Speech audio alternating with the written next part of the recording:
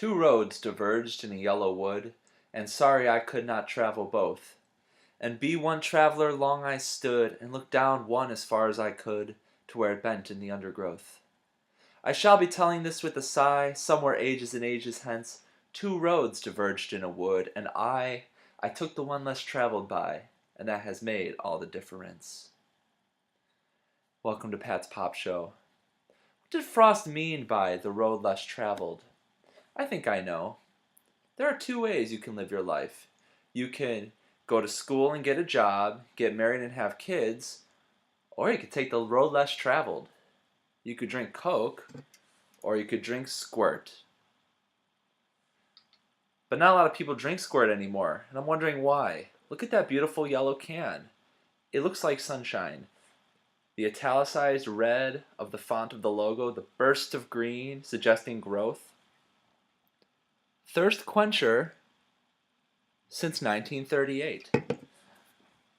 What was going on in 1938? A little history lesson for you. World War II is about to begin. Not a good time to be an entrepreneur trying to start a pop company. But unlike some of the soldiers from World War II, Squirt survived, and I'm glad it did. Still, I wonder why it isn't more popular nowadays. And I think the taste test might clarify some of those questions. So let's get right to it. Tip tap.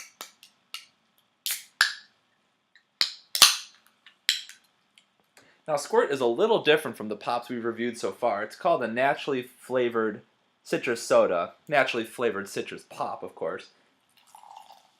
And therefore, when it pours, instead of seeing that black of a cola,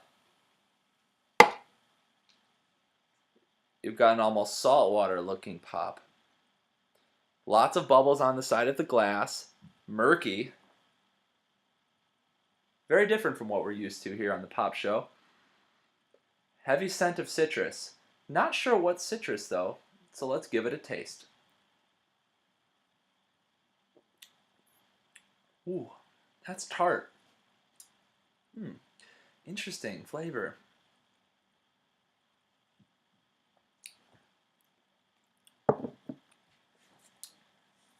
Squirt is supposed to taste like this fruit. This is a grapefruit. You might have seen this in the grocery store beside the orange, not knowing what it was, taking it home and cut it open, had a piece, and realized that this is some tart fruit. Squirt tastes kind of like that, except it's got that sweetness to it that makes it a pop. And that is a good thing. It's very refreshing. Thirst quencher, I agree with that. Squirt is not lying about that.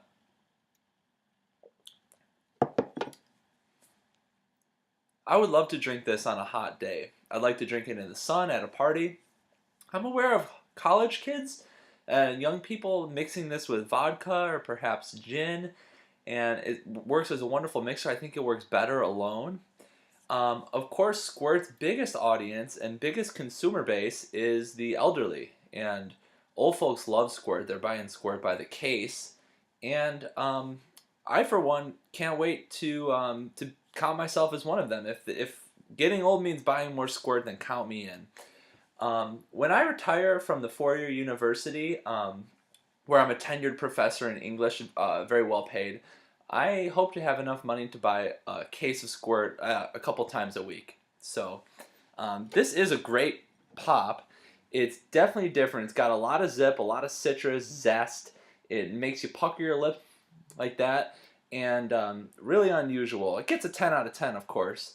And I hope to try more. I think it's in the family of like Sprite and 7-Up, but it's so out there. It's so tart and so different and so grapefruity that it really deserved its own pop show. I want to thank a couple of my Twitter followers, Brian Sanders and Mike Krepper, for their suggestion. They suggested I try Ruby Red Squirt, which is a variety of Squirt, and I wasn't able to find it in the store, so I hope this suffices, guys. Keep tuning in to Pat's Pop Show, and maybe I'll get to your suggestion next time. Until then, enjoy Squirt.